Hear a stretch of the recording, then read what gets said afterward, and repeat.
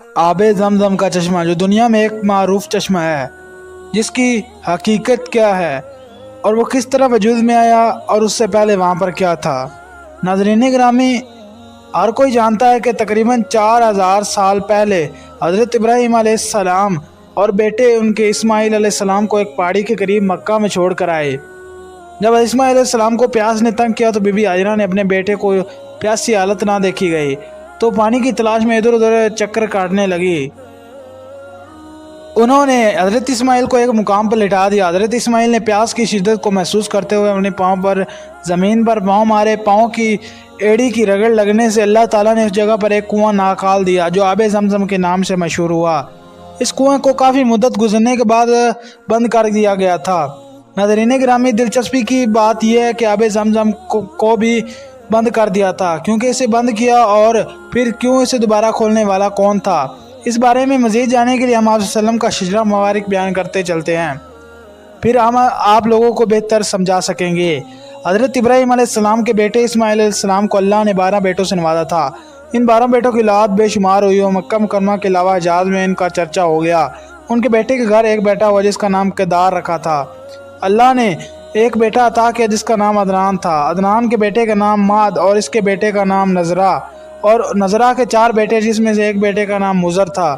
مزر کی نسل میں سے قریش بن مالک کو نے جنم لیا۔ یہ فیر بن مالک کے نام سے بھی مشہور ہوئے۔ قریش کے بے شمار اولاد ہوئی جو کافی قبیلوں کے اندر پھیل گئے۔ ان کی اولاد میں ایک بیٹا قصہ بہت ہی مشہور ہوا جس کے 3 بیٹے تھے۔ ان میں سے ایک بیٹے کا نام مناف تھا جس میں ایک بیٹے کا نام ہاشم تھا۔ ہاشم کی شادی مدینے کے نام گرامی سردار کی بیٹی سے طے ہوئی۔ ان کے گھر ایک لڑکے نے جنم لیا۔ اس لڑکے کا نام شیبہ رکھا گیا تھا۔ اس کے پیدا ہوتے ہی اس کے والد کا وصال ہو گیا۔ ان کے مطلب مکہ کے سردار تھے ان کے بھائی عبد المطلب۔ ہاشم کے بیٹے کی پرورش مدینہ منورہ میں جاری تھی۔ جب کہ عبد المطلب کو اس کے جوان ہونے کے بارے میں پتہ چلا تو انہوں نے اپنے بھائی کے بیٹے کو اپنے پاس لانے کا فیصلہ کیا۔ وہ اپنے بھائی کے بیٹے کو لے کر جب مدینہ مکہ آئے تو مکہ والوں نے سمجھا کہ یہ مطلب کا غلام ہے۔ حضرت عبد المطلب نے لوگوں کو جمع کیا اور سب کے علم میں یہ بات لایا کہ میرے بھائی کا بیٹا اور میرا بھتیجا ہے۔ ہر کوئی اس کو عبد المطلب کا غلام کے نام سے نہ پکارے، اس لیے شیبہ عبد المطلب کے نام سے مشہور ہوئے گئے۔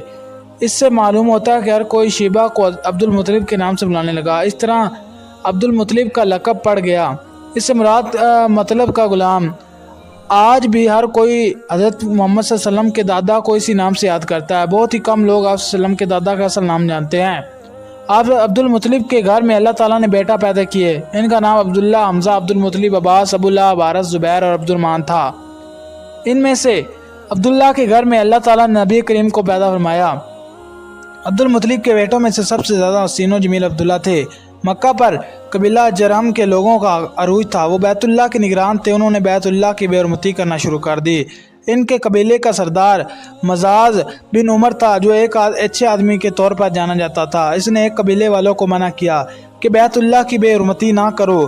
ان کے قبیلے والوں نے اپنے سردار کی کسی بات کو نہ مانتے ہوئے بے حرمتی سے باز نہ آئے۔ مزاز بن عمر اپنے قبیلے والوں سے مایوس ہوا۔ اس نے بیت اللہ کا سارا سامان نکال کر آب زمزم میں دفن کر دیا اور اس کنویں کو مٹی سے بھر دیا۔ خود وہاں سے کسی دوسری جگہ پر چلا گیا۔ اس طرح کنویں کا نام نشان آہستہ آہستہ مٹ گیا۔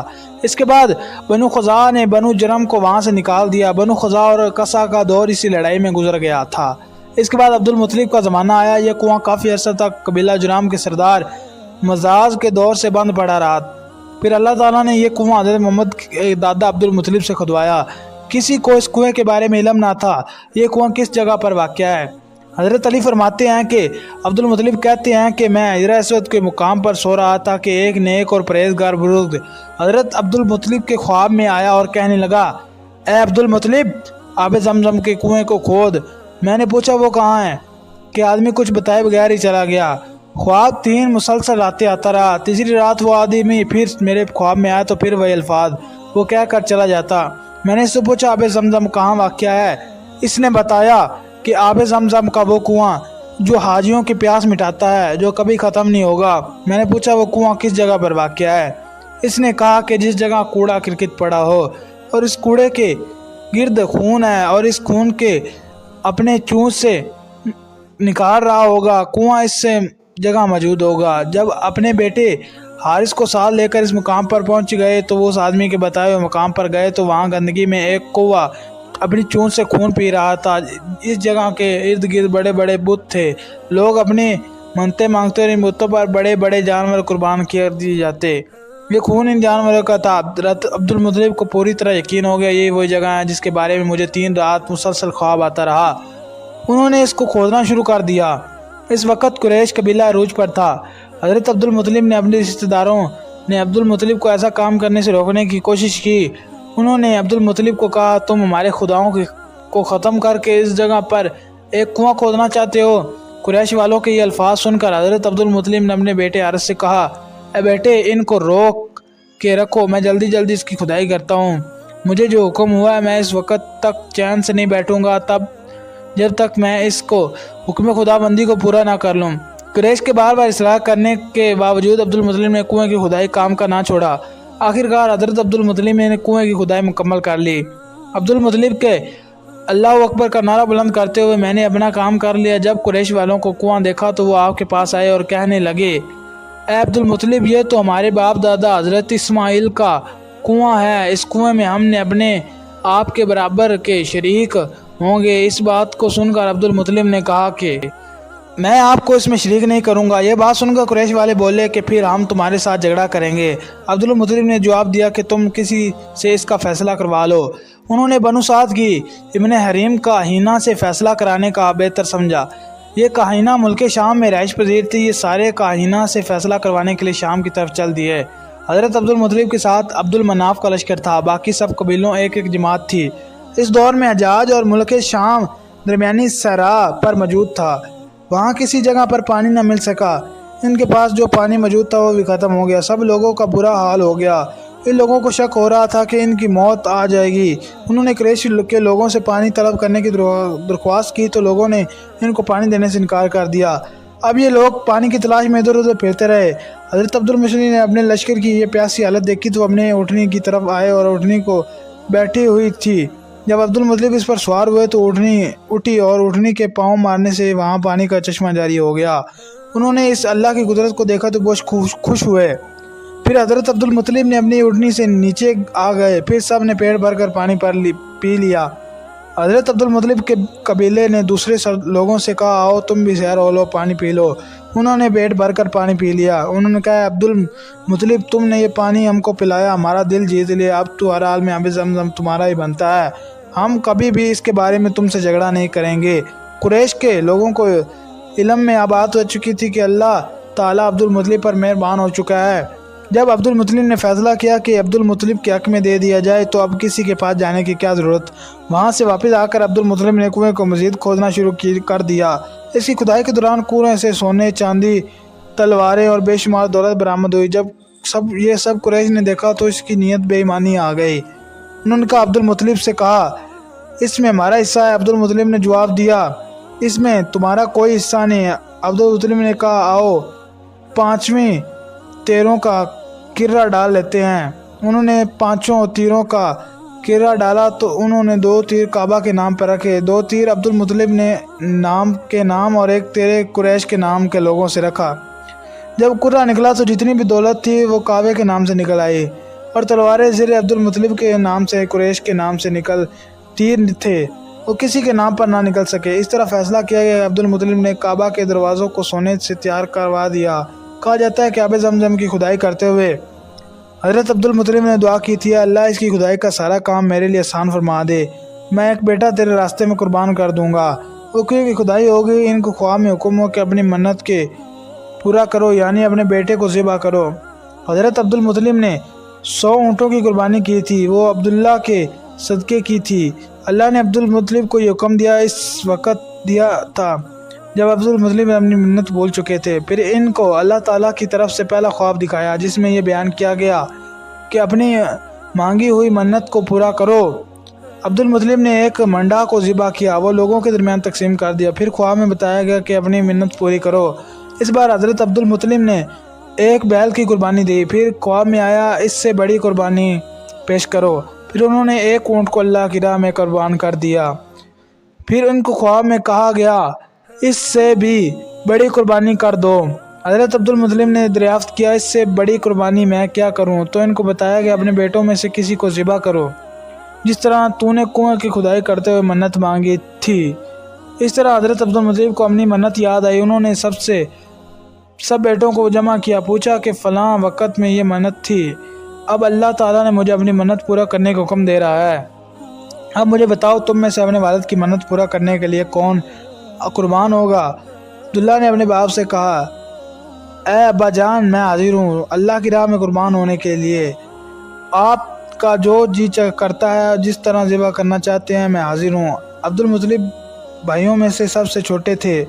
عبدالمطلب عبداللہ سے بہت پیار کرتے تھے۔ انہوں نے بچے کو قربان کرنے کے لیے قرعہ اندازی کرنے کا فیصلہ کر لیا، جس میں بچے کا نام پر قرعہ نکلے گی اس کو ذبح کر دوں گا، اللہ تعالیٰ کے ہاں پیش کر دوں گا۔ جب قرعہ نکلی تو عبداللہ کا نام آیا۔ عبدالمطلب نے عبداللہ کے اللہ تعالیٰ کی راہ میں ذبح کرنے کے لیے زمین پر لٹا لیا تو بھائیوں نے مل کر اپنے والد سے بھائی کو کھینچنا شروع کر دیا۔ اس کھینچا تانی میں عبداللہ کے جسم پر بے شمار زخم آئے گئے۔ یہ داغ مرتے دم تک حضرت عبداللہ کے جسم پر موجود رہے۔ کہتے ہیں کہ اس دوران بنو مخزوم کے لوگوں نے کہا کہ اپنے بیٹے کے ساتھ ایسا سلوک نہ کر، اس طرح اس کی والدہ کی زندگی خراب ہو جائے گی کہ اپنے خدا کی رضا کے لیے اپنے بیٹے کو قربان کر رہا ہے، آپ کو جو چاہیے اس کا فدیہ عطا کر دیں۔ اور اس کا فدیہ مقرر کر دیا گیا کہ ایک کاغذ کے ٹکڑے پر 10 اونٹ لکھ دیے گئے، دوسرے پر عبداللہ کا نام درج کر دیا۔ دیکھتے ہی قرعہ کے نام حضرت عبداللہ کے نام پر نکلی، 10 اونٹوں کا مزید اضافہ کر دیا گیا تو پھر حضرت عبداللہ کے نام کا نکلا قرعہ۔ یہ قرعہ نکلتے ہی اونٹوں کی تعداد 100 ہو گئی۔ جب اونٹوں کی تعداد 100 ہوئی تو قرعہ اونٹوں کے نام نکل آیا۔ اس طرح حضرت عبدالمطلب نے عبداللہ کی جان کے بدلے 100 اونٹ قربان کر دیے گئے تھے۔ حضرت عبداللہ کی والد کو بھی اس بات کا یقین ہو گیا کہ اللہ تعالیٰ نے عبداللہ کی خاطر 100 اونٹوں کی قرعہ والی پرچی کو پسند فرما لیا۔ حضرت عبدالمطلب نے جب 100 اونٹوں کو قربان کر دیا تو سب انسانوں، پرندوں اور جانوروں کو کھلی اجازت دے دی گئی کہ جس کا جی چاہے وہ اونٹوں کا گوشت سے سیر ہو کر کھائے۔ امام زہری فرماتے ہیں کہ عبدالمطلب وہ پہلے شخص تھے جنہوں نے آدمی کی جان کے بدلے 100 اونٹ قربان کرنے کا طریقہ اپنایا تھا۔ اس سے پہلے 10 اونٹ قربان کیے جاتے تھے۔ 100 اونٹ قربان کرنے کے لیے بعد یہ رسم عرب کے علاقوں میں عام ہو گئی تھی۔ اس وقت قانون بنا دیا گیا تھا کہ آدمی کا فدیہ 100 اونٹ ہوگا۔ جب ذکر حضور کے سامنے آیا تو نبی کریم نے فرمایا، یہ ٹھیک ہے۔ اس کو مد نظر رکھتے ہوئے نبی کریم صلی اللہ علیہ وآلہ وسلم نے فرمایا، میں 2 ذبح ہوں، میں اسماعیل علیہ السلام اور عبداللہ کی اولاد ہوں۔ کہا جاتا ہے کہ عبداللہ قریش کے نوجوانوں میں سے سینہ جمیل تھا۔ ان کے حسن پر قریش کی لڑکیاں فدا تھی۔ ان کی خواہش تھی کہ ان کی شادی عبداللہ سے ہو جائے۔ اللہ تعالیٰ نے حضرت عبداللہ کے لیے حضرت آمنہ کو چنا، اور حضرت آمنہ اور وہب بن عبدالمناف بن زہرہ کی بیٹی تھی۔ عبداللہ کی شادی 18 سال کی عمر میں ہوئی تھی۔ حضرت عبداللہ اپنے والد گرامی کے ساتھ شادی کے لیے جا رہے تھے کہ راستے میں ایک عورت کعبہ کے پاس بیٹھی ہوئی تھی۔ یہ خاتون ورقہ بن نوفل کی بہن تھی۔ ورقہ بن نوفل قریش کے ایک جانے مانے عالم تھے۔ ورقہ بن نوفل سے ان کی بہن نے سنا تھا کہ آخری نبی زمین پر رونما ہونے والے ہیں۔ ان کے نشانے میں سے ایک نشانی یہ بتائی گئی تھی کہ ان کے والد کے چہرے پر نور مبارک چمک رہا ہوگا۔ ورقہ بن نوفل کی بہن نے جب عبداللہ کو دیکھا تو اس کے ذہن میں یہ بات آئی، ہاں یہی آخری نبی الزمان کے والد ہوں گے۔ ورقہ بن نوفل کی بہن نے کہا تھا کہ اگر تم میرے سے شادی کرتے ہو تو میں تم کو اتنے ہی اونٹ دوں گی جتنے تیری جان کے بدلے تیرے باپ نے قربان کیے تھے۔ حضرت عبداللہ جواب دیتے ہوئے کہا کہ میں اپنے والد گرامی کی بہت عزت کرتا ہوں، میں ان کی رضا میں راضی ہوں، جہاں وہ کہیں گے اسی جگہ شادی کر لوں گا۔ آخر کار ان کی شادی حضرت آمنہ سے ہوئی۔ اللہ تعالیٰ نے نبی آخر الزمان کے آباء و اجداد کی شان دنیا کے سب انسانوں سے نرالی رکھی ہوئی ہے۔ اللہ تعالیٰ سے دعا ہے کہ ہم کو نبی کریم صلی اللہ علیہ وسلم کی سنت مبارکہ پر عمل پیرا ہونے کی توفیق عطا فرمائے، آمین۔